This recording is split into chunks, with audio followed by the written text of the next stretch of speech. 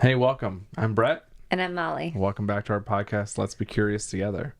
Yes. So, episode 7. Episode 7. That's where we are today. Yep. It's been fun so far. There's been a lot of cool, interesting people. It's been really good. It's really good. Yeah. We've really appreciated everyone who has been giving us feedback. Yeah. A lot of people in person, a lot of people online as well, sending us private messages, and it's been really nice to hear back from you guys. We really set out to do this for us, more than not to make a big following, not to have some big successful podcasts, but you and I love these types of conversations, and And we only sought to be authentic in who we are. We're not trying to sell anything or start a movement or anything like that. But when we say we do it for us, it's not that we don't care about who's listening, because we really do, and we really love conversations that get started because of this. And you've heard back from some people. I've heard back from some people. A lot of what I heard has been yeah, I can really relate. People just kind of simmering in it. And I think the effort there, we really just love community. We really love hearing back from people. So any comments or any feedback that we've gotten, we've just absolutely loved. You heard back from someone? Yeah. I had one couple that spoke to me after the Neurodivergence podcast episode 2. Yeah. And said that they had adult children who are neurodivergent, and basically all their lives they just didn't really get them, and after watching our episode they said they felt like they had a whole lot more clarity, Which is cool. which is crazy. And I mean, very honoring, it's crazy that what we said was able to help in some way. We're choosing topics that are really kind of layer upon layer deep. And it's not stuff that people necessarily go to first. It's not necessarily stuff that you can lightly listen to necessarily. I feel like what we've been ruminating on is stuff that people need to be in that state of rumination to really receive. So I've also loved asking the question from people of what type of podcast they actually listen to. Because there are a lot of people that really love them. I love them too.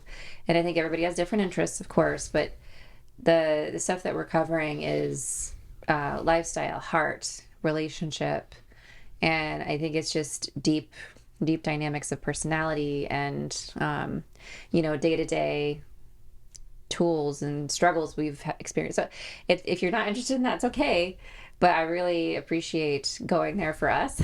And it's been so good just to get it out there. And it's just been really beneficial. So Yeah. And I mean, and I, like you said, and I back that up, it's not that we don't want anyone to get something from this. We hope they do, but when I say we're doing this for us, I mean we are genuinely enjoying this time with the conversations we have, with the friends that we have on the show. Those are just really rewarding, amazing times. So if no one listened to it, we would still enjoy these times and enjoy doing this. That's good. But we're really glad that it is helping people. And and I just booked a whole bunch of other people today. We're gonna got a whole bunch of cool guests coming on soon. Yeah, we've got a recording blitz few weeks lined up. Really good. Lots of incredible stuff coming, and just a really vast array of topics. It's not necessarily what we've been talking about. We haven't necessarily booked any marriage particular ones, so we can look forward to covering other things, which will be good. Yeah. I mean, we've had a few weeks of talking and dancing around marriage, the marriage topic, right, and relationships. Yeah. And the next few weeks, we are going to be talking more on business and our journey and our friends' journeys through entrepreneurship and what that's looked like, and so we're kind of going through a little bit of mini seasons of topics, and so we are going to take a little break from the relational stuff and talk a little bit more about business, which would be good. Yeah. So what are we talking about today? I had something to say before that. Oh. Okay. And I lost my train of thought. Shoot. Oh, yes. I remember. So just everyone listening, audience, I'm going to say this at the beginning in case you don't listen to the end. We would really love to know what your deep questions are. Okay. So that was, we said this from episode 1, this show, we love the deep questions, or maybe the ones that people are too afraid to say or talk about or ask at work or with their family. What are those things that kind of just keep you up at night and you think about, you ruminate on, you don't have an answer to? Religion and politics. Not saying we have the answers, but we want to explore those types of questions. And I would love that. Obviously we're bringing ours to the table here, and some of our friends who are coming on, they're bringing some of theirs as well. But we would love you as the audience, send us, whether you feel comfortable putting it in the comments or you want to send it in a direct message to us. Please send those in, because we really want to work those into this show and start going through them and answering those questions too, and talking on them. So absolutely, please do that. Yeah. So today's episode 7. Can you fit just one more thing in the schedule? That's what the question we're going with, right? The cost. What's the hidden cost of that? Yeah. What's the cost of fitting one more thing? I remember when, I don't remember exactly when. I remember it was within the first couple of years of us being married. We had 1 or 2 at the time kids. Life's wild, with toddlers, and we're busy, we're tied up. And I remember us having this conversation of looking at some of our other friends who were, how should I say, filling the social calendar to the max. Like, if you were trying to schedule a dinner, it was like 4 weeks out, 5 weeks out before you could get on their schedule, because they just keep everything fully booked out. Right? Routines and extras. Right. Extracurriculars and you name it, they're filling the time. And to an extent, I mean, it's cool. It's seizing the day. You know what I mean? Let's seize the day and fill the time. Make sure we make use of every moment we have. How did that make us short, feel? All that stuff. But I remember both of us were like, "Oh my goodness! There is no. Where's the breathing? Where's the empty space? Right? Yeah. Where's the nothing space? And you and I as creatives, I think, really have a different idea about that, a value for nothing space. I think it put us in the position of considering what that would be like for us. Are we off the beaten path for thinking that we don't want to fill our calendar at 5 weeks out? Why does it feel like 5 weeks out is really unnecessary? Can we talk in 4 weeks and then we'll plan for the next week? That was where we were at, of just keeping our schedule really light. And I mean, I'm all about planning way in advance, months in advance, for family vacation or for the big stuff. But for a dinner with friends, it almost felt like, the friendships aren't prioritized in a certain way. The extra activities are prioritized first, right? And then the friendships and the relationships are prioritized second. And I just remember it just opened up a great question for us, because we prioritize relationship first, and we would prioritize extracurriculars last. But we're gonna get more into that later. But I remember feeling that way. Yeah, no, absolutely. And I think that was just a different paradigm for us. Was really, like you said, wanting the relationships as the top priority, and the things that relationships are made of, right? And we could plan an entire day with our kids and have all this structured, go to this here, there, and everyone stays active and moving, right, and engaged in something. But we also found that there was just as much value to that quiet time and that creative time and that time of talking and bonding in a quiet place with our kids as well, you know, where you just sit and you know, sit in the park and you're just looking at the sky and that type of idea and what comes out of that, right? The craziest things that our kids would say to us in those moments of pondering, you know, in those, I'll call them like nothing moments, right? In those just sitting and even if it's not about our kids, it's about us. Like, and us too. Oh, absolutely. Yeah. Yeah. Yeah. And I just want to just throw in the compassion that I have for other folks who have really active kids. Like, I think I've experienced several of my friends in the past just having really high energy, if you will, high energy kids, and they would feel the need to plan events so that they wouldn't be stuck at home with them with their high energy. The events, the running around would help them spend their kids' energy, even in a toddler age, 3, 4, 5 years old, before school or, you know, before the school age. And we did not have kids like that. So we had active kids, but they weren't like running around driving us crazy with their noise, and they're like, they were kids who, like, everybody would comment on our oldest and say her attention span is really long. Yes. Like for her age. Our oldest was an intellectually active Yes. versus physically active. Asking questions at a very young age, like wanting Questions to know, nonstop. just soaking in everything that I would tell her and paying attention and focusing and really just wanting more information. So highly relational. Our kids are very relational. Yes. Demanding a lot of relational energy from us, and also just highly interested in the moment, spending the moment with us and being with us, whatever we were doing. So it's not that kids don't want an adventure, because they'll ask for adventure every day, you know, every day. I was just talking about like when they were younger. Okay. Yeah. But within that, you know, I feel like we set out this goal early in our relationship, right? And we saw that paradigm. We're like, hey, we don't want that. We're not going to do that.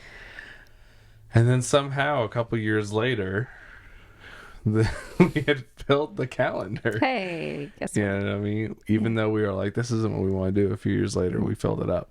And well, are you talking about when I took a job? No. Oh. No. The calendar would fill up, and we repeated this pattern several times through our marriage. We have, yeah.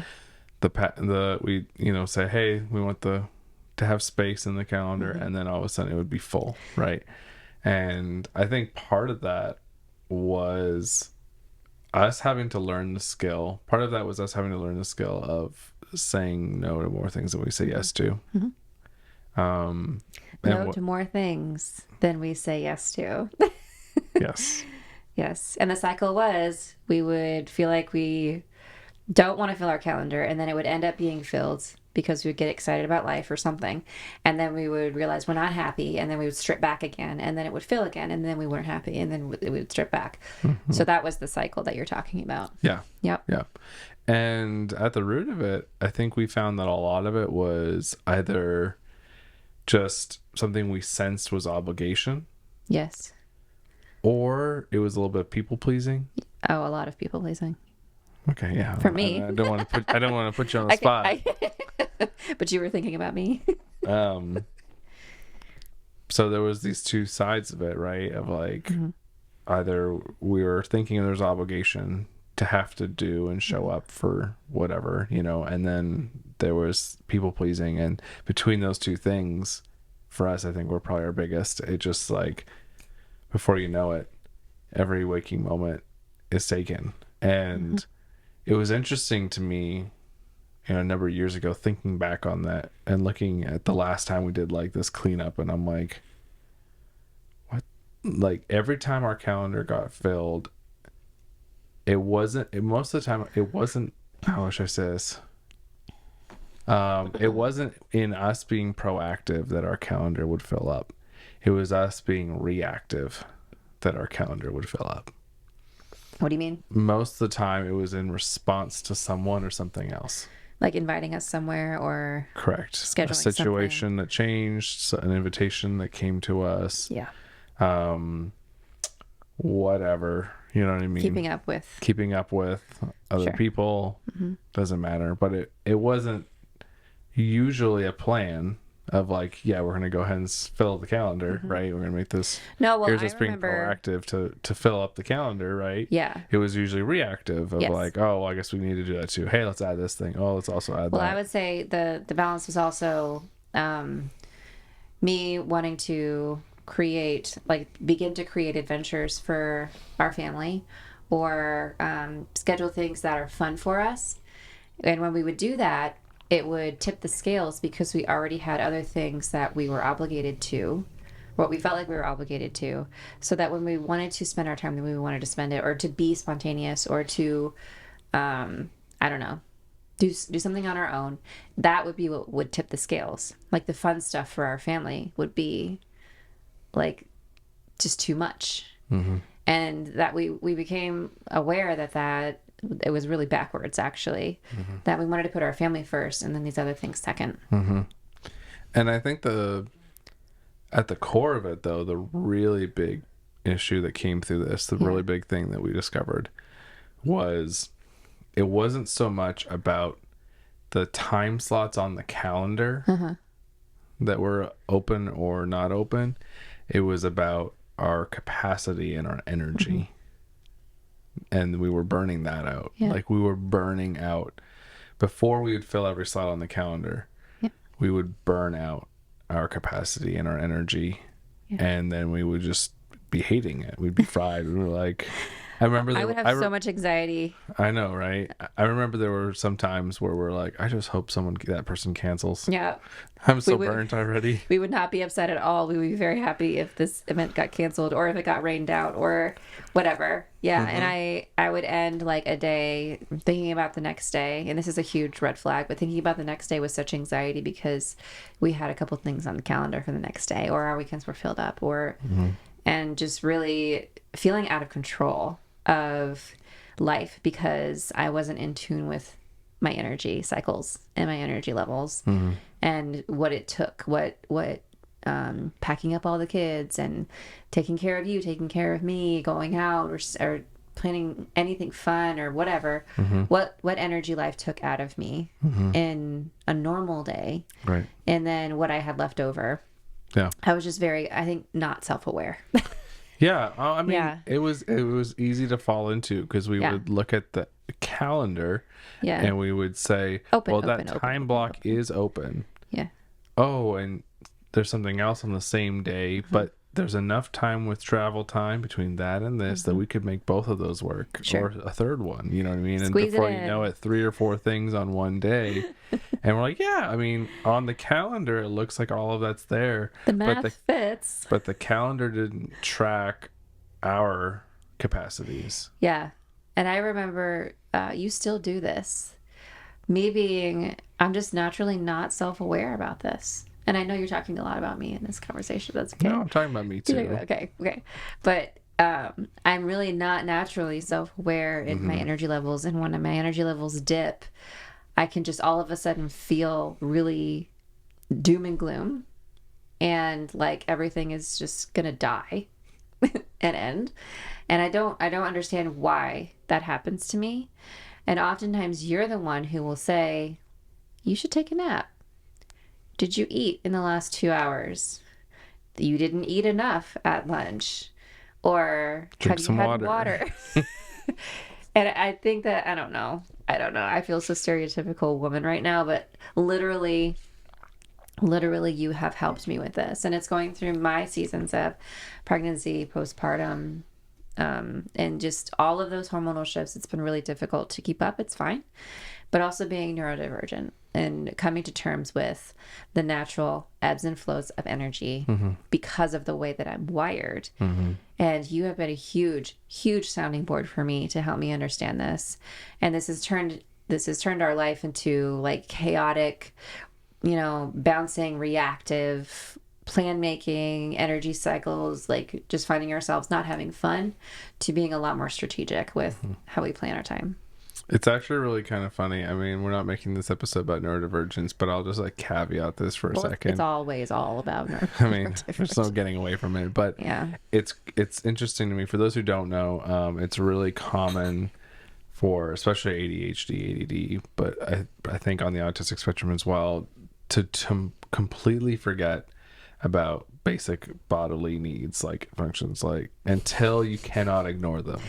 Yeah. Okay, until they are so in your face that you could not avoid them if you wanted to. Like hunger, your bladder, like sleep, until you are literally passing out. It's like, oh wait, I think I'm tired, or my stomach is growling so loud that the dog is looking at me sideways. I'm like, oh, I think I'm hungry, you know what I mean? Or all of a sudden, oh man, I didn't realize I had to pee so bad, like all those things just completely off the radar until your body is throwing up like 3 check engine lights, and you're like, hey, wait, I think something's wrong. Check engine.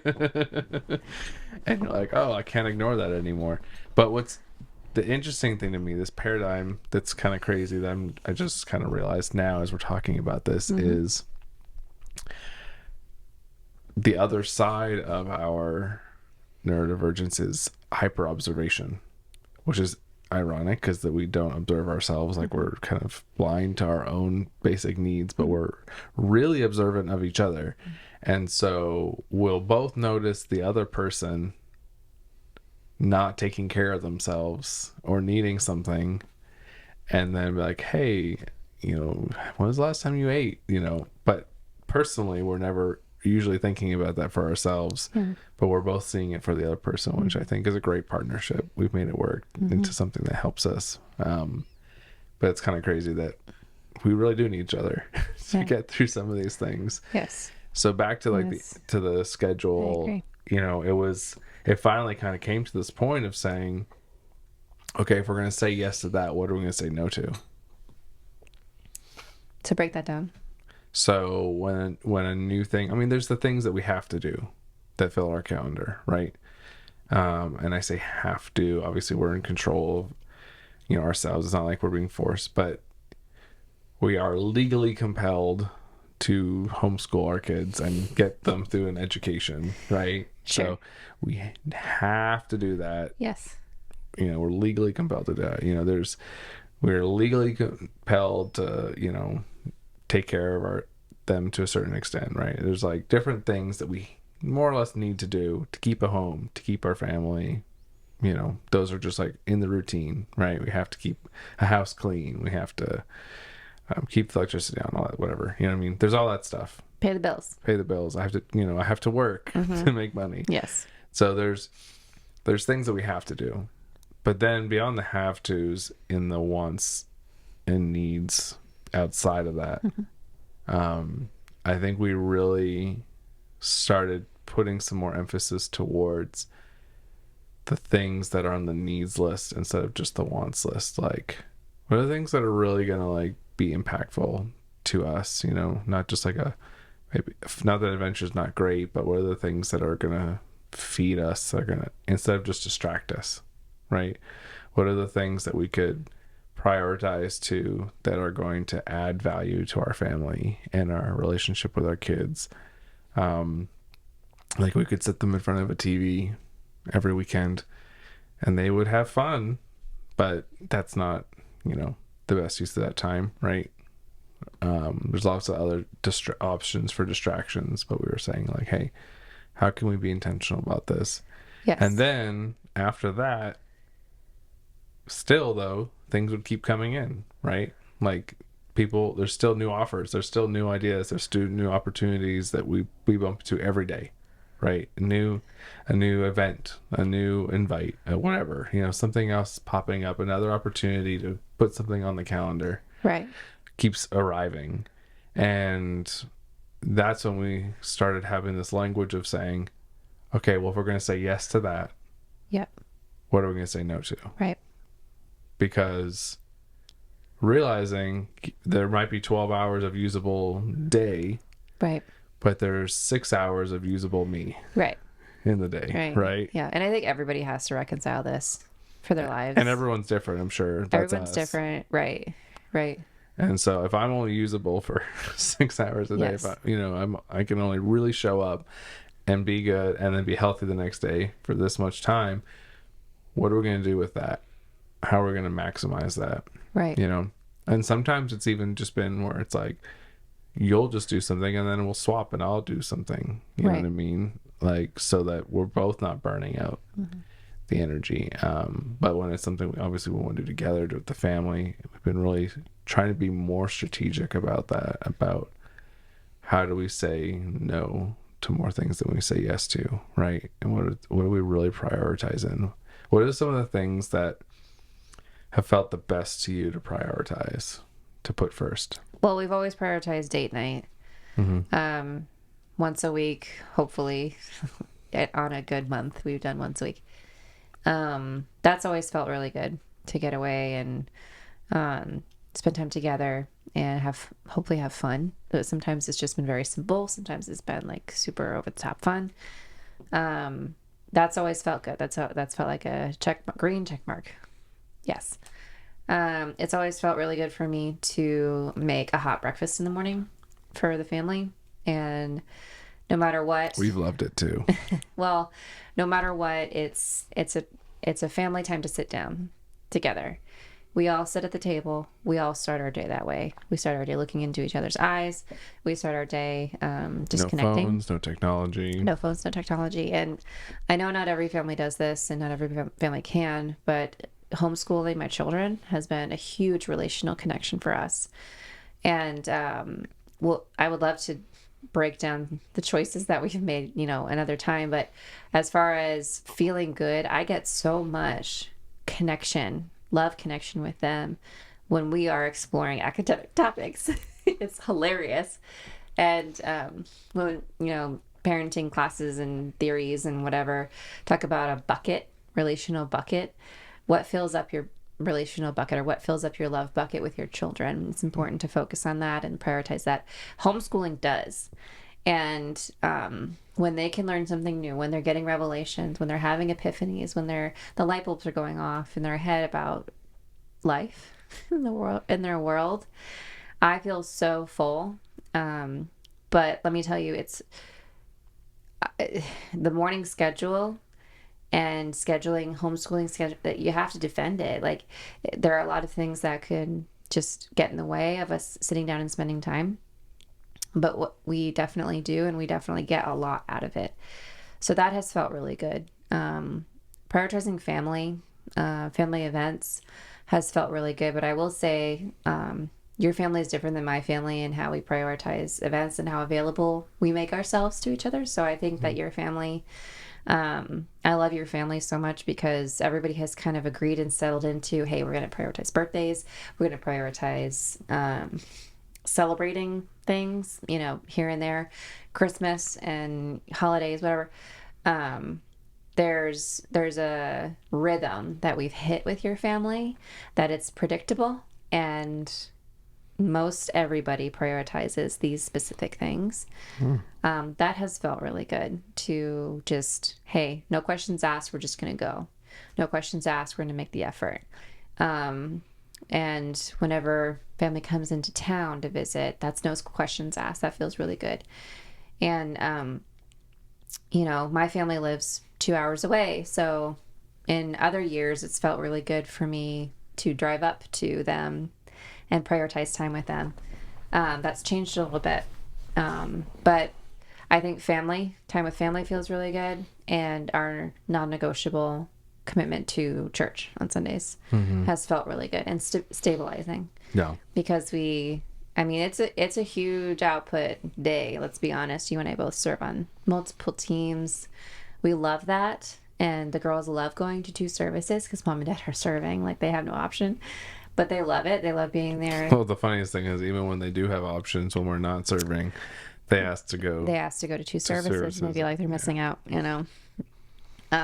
We have incredible kids pastors that just love on them and take them in while we're serving and whatnot. And teach them, answer their questions. Yes, and fantastic. Make the most of the time. They're very intentional with them. Yeah. So that's a huge benefit to our lives. So I feel like those are like the pillars of the time that we spend.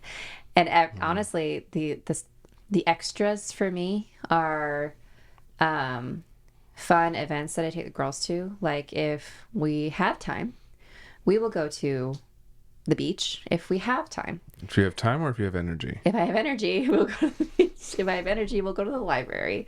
If I have energy, we will You know, make time for friends, and I'll throw out some, you know, texts to people. Are they interested in doing something, one thing or another with us? And if I have energy, we'll go for a bike ride around the neighborhood. Even those things, like I really have to play those things by ear and be smart, because otherwise I will have nothing left. Nothing left. Another thing that feels really good for me and how I spend my energy is cooking for my family. I mentioned breakfast, but cooking homemade meals for them, and knowing, for you guys, all of us, and knowing what goes into our bodies helps me feel like I am doing something that is beneficial for everyone. And that, you know, if we're not eating a ton of processed food or sugar, we're not going to get sick as often, and that kind of thing. As a mom, those things feel really good for me to be able to do. So they feel great for us too. We enjoy it very much. Thank you. Thanks. But that's a lot. That's a lot. It takes a lot of time and a lot of dishes. And we have dance, you know what I'm saying? And we have, like, we did buy into 2 fuller days of dance this year, dance and theater and music and art. And then 2 other days, just an hour. Anyway, it was a really full schedule, but it was more than we would more than we would normally commit to. More than we would normally commit to, and we're feeling the pain of that. Yeah, we're not gonna do it again. But anyway, those are the things that feel good to me. How about you? Yeah. What feels really good? Like something that you get a lot out of, like how you feel like this is a smart use of your energy. Yeah. Well, you stole most of mine, but that's okay. Well, you don't have to spend a lot of time describing it. You just say what it is. Obviously, the priority for date night has been a big one. Yeah. That's just kind of been a non-negotiable, unless we can't find childcare. You know, as long as we can find childcare, that's a non-negotiable for us, and so that's been great. Another, obviously, church as well. Prioritizing that. The culture that's created within our family is second to none. Another one, though, really big for me has been the working from home.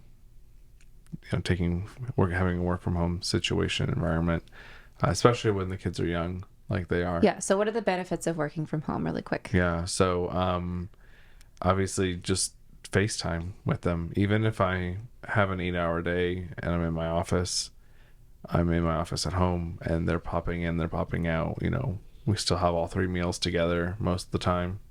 You know, they're able to pop over and ask me a question, or just see me, get a hug. You know, ask for help on their math homework, whatever it is. Right. So we're staying connected.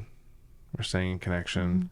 Even if I'm working in another room, I'm hearing most of what's going on. I'm staying up to date on where everyone is at. Yeah. You know, it's not like I'm a foreign stranger when I'm coming home, totally having missed out on everything. When you leave to go get the mail or something, the girls are like, "Where's Dad? Where'd he go? Where's Dad?" 5 minutes gone. They notice when you leave. Yeah, and that was obviously such a big shift, and I've talked about this on the show before. This was such a big shift from me working in the 40 to 60 hours that I was doing away from home, most of it, you know. And so what would be a cost then of working at home? If we're talking about energy, we're talking about, because I have my own perspective of it, but what would be a cost then of your choice to do this? I mean, I think it costs me less in a lot of categories to work from home. It's costing me, on like a practical standpoint, I'm not spending fuel to drive somewhere. It's less energy, and arguably, on one hand, for most of it, it's less energy, I would say, to work from home. Just as far as, I don't know, for most of my work out of home, I felt like I wasted a lot of time in transit, like transport, getting from place to place. And I lost a lot of energy in small talk. And I lost a lot of energy with coworkers, obviously. Right. Coworkers or bosses or whatever. And I lost a lot in fixing problems outside of my list. My job description, you know what I mean? Like other people asking for help. Yeah. And all probably from being neurodivergent and whatever, all three of those things were really taxing. It was just like really, really hard. So, because I see you getting interrupted a lot here. Oh, I definitely get interrupted a lot. And that's another side of, needing a specific type of focus and an energy, to push through that and regain momentum. And for sure, 100%. In the grand scheme, it's less than the burn from all of those other things combined. You know what I mean? But it is definitely still, let's say not optimal if I'm like saying my most efficient self, but there's this to use this phrase that someone else had said, you can go faster alone, but we'll go further together. And that's kind of where I'm at in all of this, is like, I could go faster alone. I could be super efficient, put myself in a cave and just work all by myself and go fast. But I'm not doing it for anything. There's no, if who I'm doing it for isn't in the picture and they're not a part of it, then what am I doing it for? Right. So eventually that's going to burn out. I'm not going to find any purpose and any reason in what I'm doing. Wow. And I'm going to give up being here. So being at home is a constant reminder of why you're doing what you're doing? Yes. Really? Wow. In your face reminder. In my face. Babe, will you get Theo? Letting the dogs in, letting the dogs out. Like, I feel like you're pretty mobile. I'm like negotiating a contract and you sit down and say, hey, I want to spend some money on something. And I'm just like, oh my goodness. I'm trying to pull it in. I'm trying to pull it in this way, and you're talking about sending it that way. No, I'll sit down and be like, so I was thinking about starting a project. Yes. Or what do you want for dinner? When can we go on another trip? I honestly have been extremely impressed with how versatile you are and how flexible you are, how flexible you've gotten. Because I know you really value your time when you can lock in and spend 3 uninterrupted hours doing something. But all of the interruptions that you have received at home, with the girls running in and out, with the dogs, like, nobody getting the dogs when they're busting in at the sliding glass door and you have to go open the door for them, and then me coming in and, all the little interruptions that you receive. I've honestly been so surprised and impressed by how you handle it. But I do think that it has a lot to do with your ADHD, that you're able to hear other things, do other things, it's not quite multitask, but it's like a lot of noise doesn't affect you the same way that it affects me. That's for sure. But I've just been really impressed by how you've handled it all. Just saying. I just heard this the other day, and I love this description. It resonates so much with me. This woman with ADHD was talking about this, and she was, what was it? She was asked a question: are you the ADHD type that has to have music playing, or are you the ADHD type that can't have music, like has to have complete silence, like you're too stimmed by music? And her response was, I don't think I'm either one of those. I believe that my brain just always has to be at 100% or 0. And so when I'm doing a task that only requires 50% of my capacity, I have to do something to fill that other 50%. And so if this is just kind of a whatever task, a 50% task, I need to play music to keep my brain occupied, right? And so I can get to that 100. But then when I'm on a task that requires 100% of my focus, don't even breathe around me. Like, I need absolute silence. I've experienced so 100% of my mental power can be spent just on this problem I'm trying to solve right now, right? And I was like, wow, that's so good. Like that that is me. One, definitely. There you go. It's such a great description, you know, the definition of it. Yeah. And I don't know why it is that way, but you know, it is. Yeah. So there's definitely that in and amongst all of this, right? A lot of work, you know, especially stuff I've been doing for a long time. I don't have to have this complete silence, you know. Those are 50%, 70% around you. tasks, right? So I can have the background noise, I can have the stuff going on. Cool. And then every now and then there's a really challenging thing that I have to handle. Yeah. And I do need to shut in, Sure. you know, and put on the noise canceling headphones and close the door and, you know, and try and really get focused on that. Yeah. But it's not that often. So, yeah. So what do we say no to? Man, in life, Yeah. in marriage,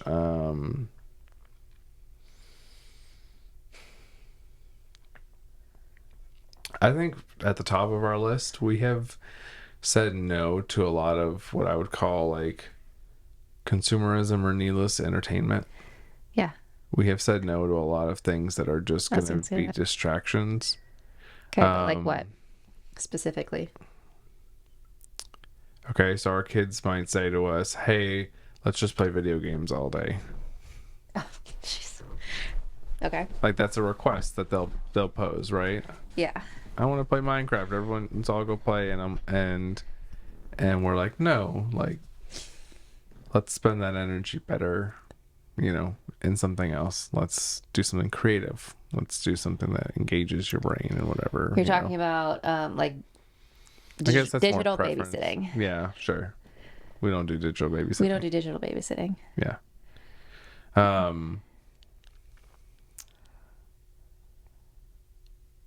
Unless we do.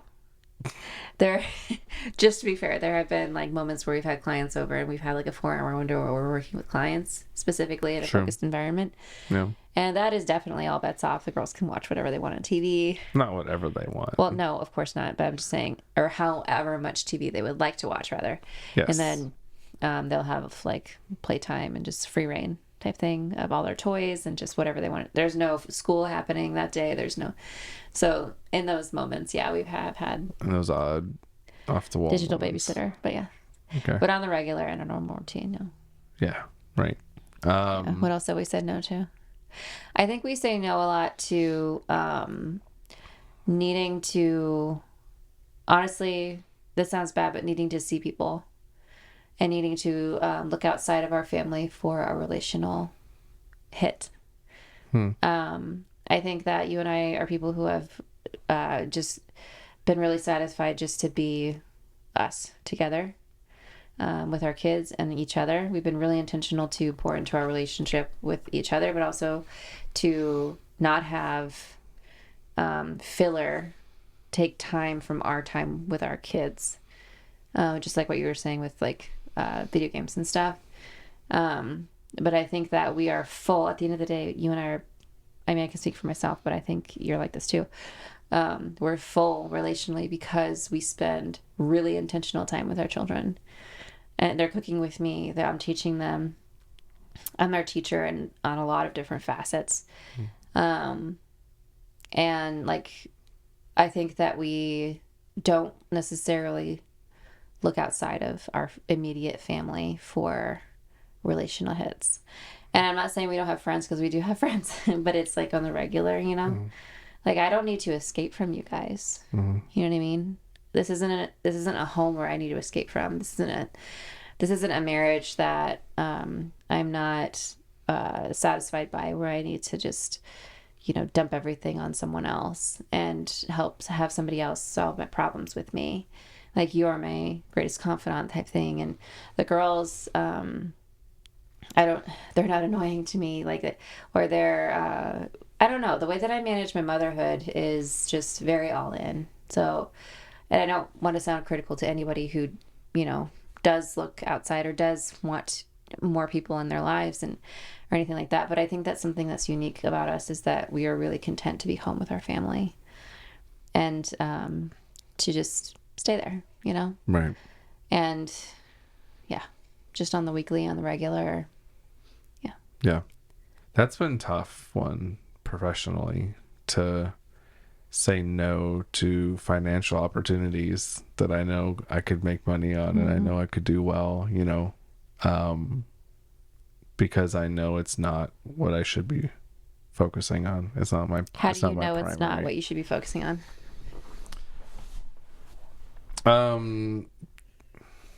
I mean, the short answer to that is we've had conversations about what are going to be the best things to spend time and energy on, right? Some of that's been trial and error. It's been, you know, years of doing lots of different things, and over time, you know, you find out what are the things that not only can I do, but I'm good at and I like doing, are fulfilling to do and provide for the family, you know, all that type of stuff. You kind of like checking all those boxes. If I were to borrow the Japanese term, it's called ikigai. It's kind of this combination, this crossroads. Imagine like a Venn diagram with like 5 circles, and at the center of it's basically like things I'm good at, things other people you know, appreciate about me or think I'm good at, something that makes me money, something that, you know, is fulfilling and rewarding, something that I know how to do that other people don't, type thing, right? And you kind of like take all those together, and right at the very center, whatever falls in that center, you know, ikigai, that center box, that center circle, I mean, are the things that likely you're uniquely wired to do, right? And obviously you can bring God into this too and say, you know, things he created us to do. So it's been those things in that center circle, you know, that kind of meet all of those criteria that I'm like, hey, that's the things I know I need to be spending my time on. But you know, it's, as a serial entrepreneur, it's tough to say no to other jobs when they pop up and they can pay well, you know, and other opportunities or a new business idea or whatever, you know, it's like, oh, hey, wow, there's an opportunity. Oh, I see that, you know, look at that thing. I could launch that tomorrow and make all sorts of money. You know what I mean? Now, how has no one else started a business like this? You know what I mean? Doesn't anyone else see this big problem? You know, you have pitched so many business ideas to me. That, and you have to limit yourself, and you have to regulate your own self to follow something that will put food on the table, essentially. And you know, I think you've gotten really creative and disciplined over the years, because there's something really important about still feeding your creative ideas and your new ideas and your new interests, while still grounding in the foundation of what you've already established and what is growing. You know what I mean? Sure. You can't just pull up the roots on every new venture the moment you're starting to like dig, the roots are starting to actually take, you know what I mean? And you've allowed certain things to simmer for a few years where they're actually like, you know, growing really, really well in your business. But you also, I've noticed you love to talk to other people about their business ventures and you love to freely give advice or to freely like throw your idea into the pot. Hey, you should try this. Or you like to dream with others. And that's one thing I love about you, is that you'll spend your energy and just that creative love for new entrepreneur ideas, whatever, in conversation with others. And you'll just pour out, and you are a business consultant for your career, but you know, on the side with friends and family or whatever, you'll spend your time. And I love that. So I think you've categorized it in a healthy way where you're still able to dream, but you're, you know, throwing in and feeding other people's ideas. Yeah. And I think there's a tie right there between business and personal. Yeah. Which is that, yes, I do have all these different ideas for, you know, businesses, let's say, right? And I've pitched many of them to you over the years. But at the end of the day, I know that I can't say yes to all of those because I would be saying no to my family. Yep. If I said yes to all of those ideas, I would end up spending all my time there in all those ventures, and I'd be saying no to my kids and my wife. And you've been very clear on what what business is going to take from you. Mm-hmm. You've been very clear on that. Mm-hmm. Yeah. Well, because the most important thing is sitting across from me on this couch right now. Oh, yeah. Yeah. And I've seen that. I've seen you be true to that. Yeah. Yeah. Well, Which is wonderful. Yeah, I don't want to lose that. I don't want to lose you. Thanks. I don't want to be lost. I don't want to lose our kids, you know. Yeah. And you're investing so much into their early years as well. And you're spending time doing activities and like, wrestling them and spending hours pouring into them in these formative years. And we've talked about how much we think that is important. Mm-hmm. So I just love that. Yeah. I think the time will come when you'll be able to be a little more selfish, if you will, or a little more like, hey, I'm gonna like dive headlong into this other thing right now. Well, we've got the passive income coming in other arenas. I'm gonna go over here. Like, yeah, a little more exploratory. Yeah, I think so. More adventurous. And I mean, that's the thing though. Right now we're in a season of life where we have to be very all in with our kids, right? Yeah. And we've made the decision that we want to raise our kids. We don't want someone else to raise our kids for us. And in the 6 different ways you could say that, and and avenues that applies, we want to set the culture for them. Mm-hmm. For the rest of their life. And I'd rather spend these years now at home with them, mm-hmm. and put all these creative ideas on the shelf that are going to take too much time away. Mm-hmm. Just don't forget them. Yeah, I said shelf, not trash. To put them on the shelf for now. Yeah. So that in 10, 20 years, I could pick them back up if I want to. You know what I mean? Likely. But I would hate to have the opposite, where I pursued all of those different ideas and said yes to all of those and no to the family. And in 10 to 20 years, I'm great and successful, and the family is a disaster. Mm-hmm. And the kids don't know me, and you can't stand me. Like, that would be worth nothing then. All of that for nothing, right? Mm-hmm. So I'm not going to lose sight of the thing that I'm building for in the building of it. Mm-hmm. Yeah. Right. So yeah, there's a lot of that, a lot of saying no. Yeah. That has been flushing out that way. Yeah. And it's tough sometimes, cool ideas that fly through. I'm like, oh. Ooh. I had a big fat no that I said recently. Oh yeah, tell me about it. I quit my job. True that. Yeah, that was a big no. I had been saying yes for about 1.5 years. I had been saying yes to spending a lot of my time and relational energy on other people, and just barely getting by. I felt like it was just barely getting by with how much of myself I was giving to you guys. And I was overextending for me. And, when we're talking about energy levels, I was just always in a negative. But I don't know. I think when it comes to people pleasing, I do just so easily reach a burnout level.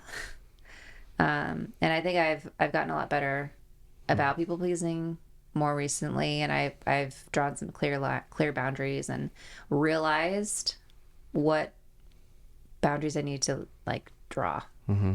and why, mm-hmm. In a different way. Like, you'll drive past E to please someone else. In my own reserve. Yeah. And and nobody will really know what that is. Nobody will really know what it means except for me. And you're the other one closest to that knowledge. But I think, you've gotten so much better at that. No, I have. But I think we all have this responsibility to steward our bodies and to steward our souls and our spirits in a way that honors God. And when we're always in a deficit, we're not living up to our creative potential, and we're not living up to the potential that God put in wrote in us. But I recently quit my job. We had our fourth baby. I had our fourth baby. I didn't birth it. In January, which was just turned 3 months. And it's like I woke up to the fact, I tell people, it's like I woke up to the fact that I have 4 kids now.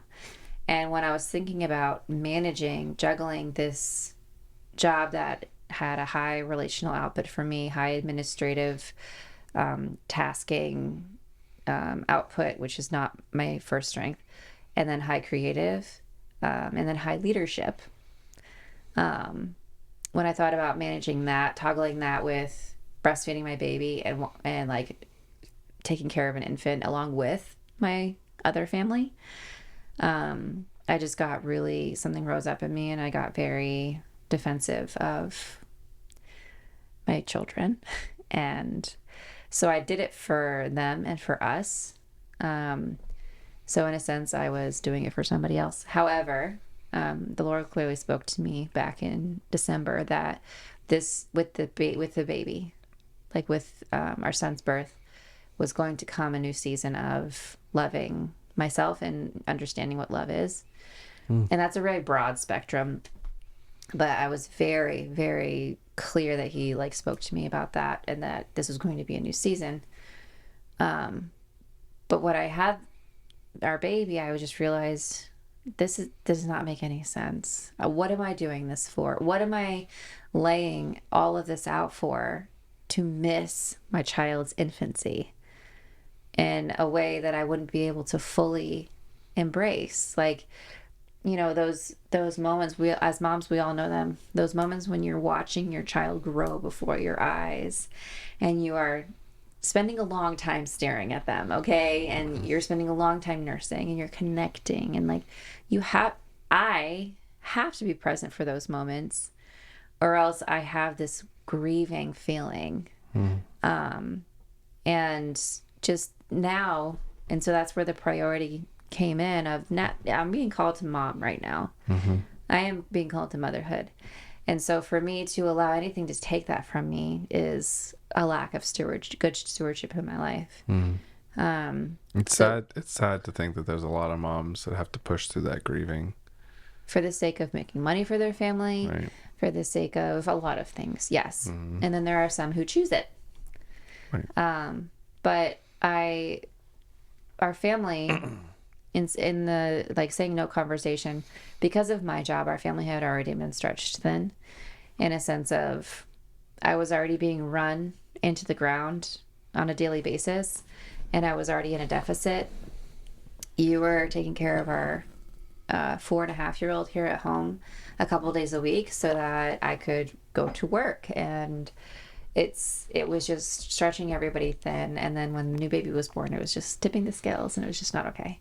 So I had to say a firm no, and it was the most freeing experience of my life to date, that I can honestly say I've never experienced anything so relieving. Huge weight off my shoulders, and I can take ownership of like it was me and my choices that got me to that place of a strong weight on my shoulders.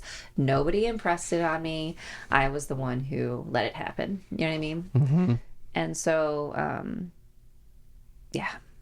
And the work that I was doing was highly impactful, a huge blessing to a lot of people. It was good work, okay? And but I will say it wasn't so you love the entrepreneurship. I have 1,001 million creative impulses to create and to venture and to explore. Like, you have like 1,001 ideas too for serving other people. Sure. Yeah, that's one. Yeah. But what I'm saying is my job didn't necessarily scratch the itch of my personal preference for creativity. There were a lot of creative avenues that I was walking down to serve other people, but it didn't serve me, and it didn't serve my it didn't have that satisfaction in my heart. And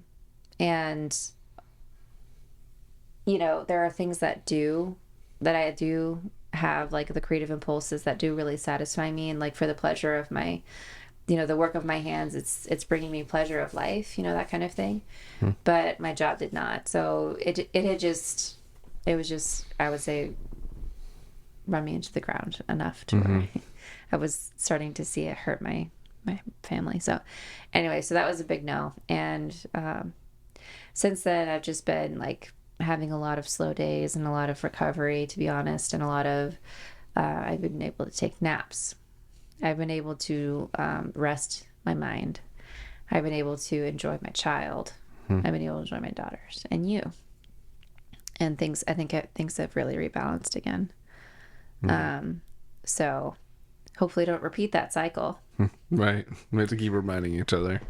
Yeah. To not let ourselves slip into these again. And then, yeah. So, but for my own, I mean, as a mom, I will say one thing that I really, really miss about school. I went to college. I love academics. I love school. Is the consistent growing and stretching that it requires. I have a lot of ways that I venture into new things, but they're very short. Everything has to be short because I get constantly interrupted by the kids. I'm constantly like having to kind of wrap things up, or like I never really am able to dig into a huge academic like impulse or a huge project or anything like that. So on a daily basis, I do a lot of I say a lot of no's to bigger things. You know what I mean? Bigger. Yeah. Creative impulses. You need to snorkel instead of scuba dive. Oh my gosh. You'll stay on the surface. Sure.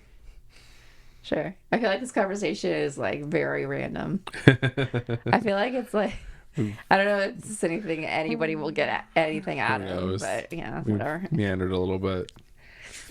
But yeah, there have been a lot of no's. So I can't say that we've mastered this, but I feel like we're a lot more aware of it than we used to be. So, and those people have been married for 35, 50 years or whatever. I'm just like, to think of us being married for 35 years, how much more together will we be at that point? Hopefully a lot. Self-aware. Yeah. Self-aware and like the balance of things. I don't know. We'll have adult children at that point. Yeah. I don't know. We'll see what happens, right? Yeah. I mean, I'm reminded of a book that I read years ago and I really loved called is it Good or Great or Good to Great? Oh shoot, I'm forgetting. But Good or God? That's another one. I think it was Good to Great. Good or Great. But basically the main premise is that good is the enemy of great. Right. And I see that very similar in this conversation of the yeses and nos, right? Is the job was good. It was a good job. It was doing good work. It was helping people in a good way. But it wasn't necessarily the great thing that God had for you and wanting you to be doing and spending your time and energy on, right? And so it hurt, it burned, it sucked the life out, right? Because it wasn't the great thing, it was the good thing. And there's not, the good thing's not wrong necessarily, but it keeps you from the great thing. Yeah. When you say yes to the good thing, it keeps you from the great thing, right? And I wish more people would talk about that in each other's lives. And I want to be that person for other people that sees them. I told you about a conversation I had yesterday, and I wanted to just put my knee on, or my hand on someone's knee. My cousin was talking, and I just wanted to say, you don't have to do this. Right. I wanted to say that to them, and I wanted somebody to say that to me too. But I want to be that voice of prophecy or whatever in people's lives, where we can help each other discern what these things are for each other. You know what I mean? Yeah. You do that for me all the time, and I do that for you. We are intimately connected, but I just wanted to do that to my cousin yesterday. Like, you can break the mold right now and say, no, you don't have to do this. Yeah. Because I think we often just do things. We often just follow the path. We set a trajectory. We feel like we need to fulfill the trajectory that we set. We don't want to let anybody down, or there's money involved, and we don't want to, I think there's a lot of reasons to cloud our judgment when it comes to acknowledging this is just good, but this isn't great. This isn't my best. This isn't, some people will say this isn't God's best for me or whatever. This isn't bringing out the best in my life. I'm not feeling fulfilled. I'm not feeling happy. I think we'll often, as people, just settle. I think a lot of it is really based in fear. Of what? Well, pick your fear. So I think there's people who fear of rejection, so they don't try the thing. Or fear of rejection, meaning if I go counterculture on something, people won't accept me, right? Maybe it could be my parents, it could be my community, it could be whatever, right? That fear of failure. I have to be the provider, and although this lousy job or this good enough job is not where I know I should be, it's good enough. It's good enough. And I'm not waiting on the side of the road. I don't want to fail. Yeah. I don't want to, I don't want to crash and burn. I want to take care of my family. So it's good enough because it's meeting this other need that I have. Yeah. Even though I know that I could be doing something different, even though I want to be doing something different, even though I've had this dream that won't leave me alone, that I feel like I could really make happen, this is good enough. Maybe this is a controversial opinion, but I do believe that a low self-worth and complacency and being blind to, hey, I'm not happy, is a spiritual matter.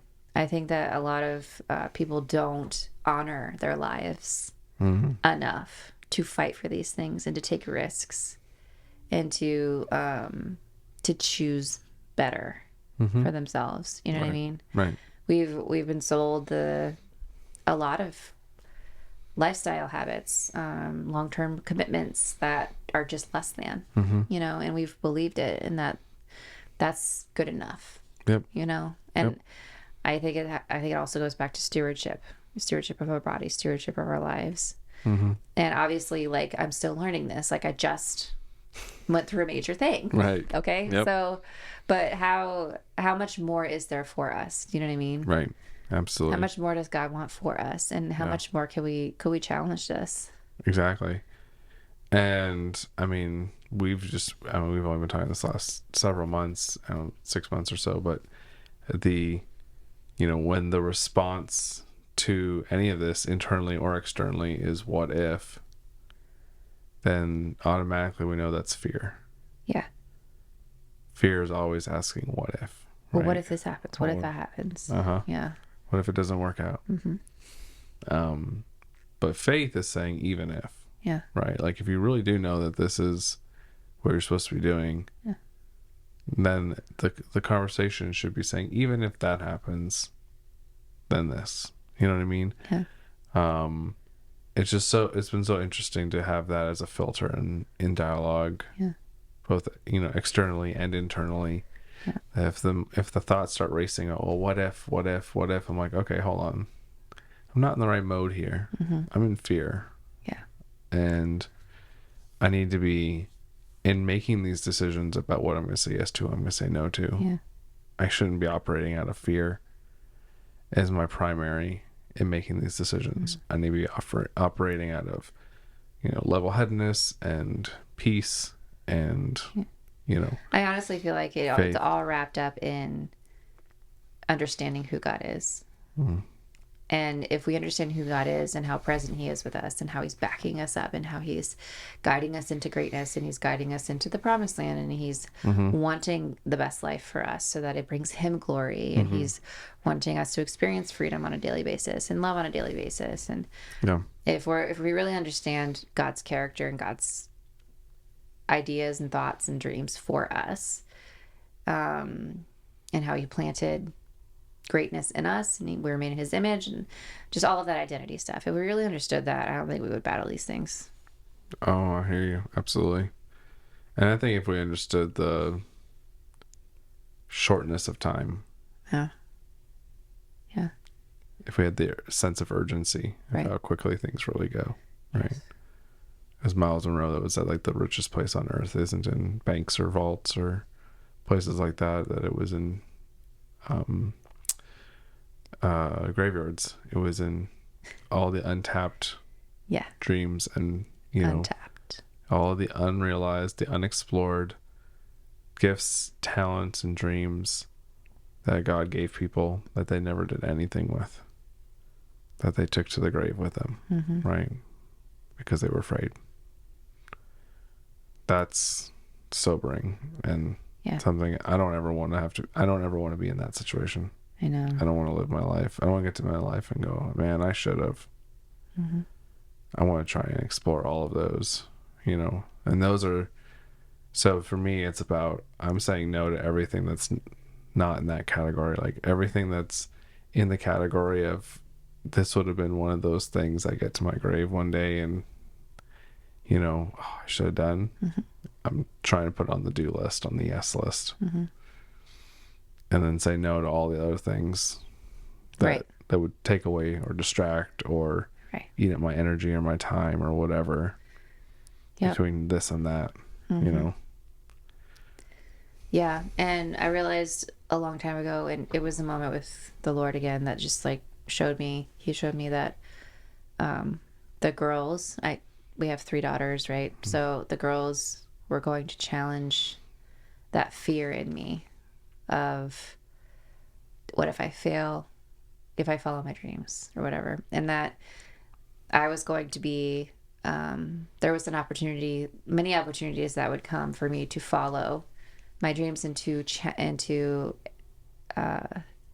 exert, to use my talent, to use my, like the work of my hands, like to put myself out there type thing.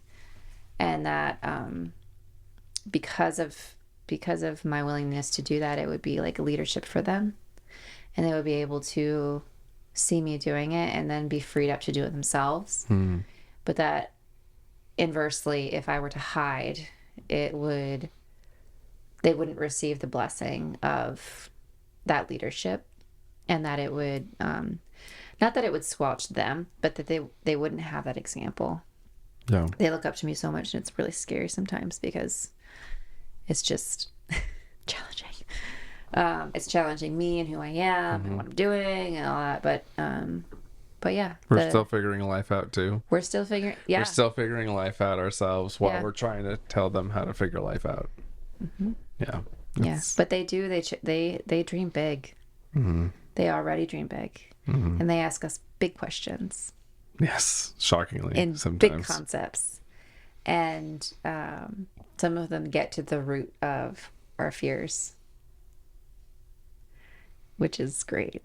It's hilarious. That yeah. But anyway. I think we should wrap it here for today. Yep. Well, everyone, thanks for joining us. I know we wandered around a few Yeah. times there, chased some rabbits. But, you know, it's good. I think there's a lot of this conversation that can be had around the what if or even if, but also this, you know, what are we saying yes to? What are we saying no to? And What are some things that you guys have said yes to and no to, and the priorities of your life and how you're spending your energy? I would love to know, just practically. It's cool to get into people's lifestyles and things that you guys have chosen to. So please let us know in the comments below. yeah. We'll see you guys next week. Yes.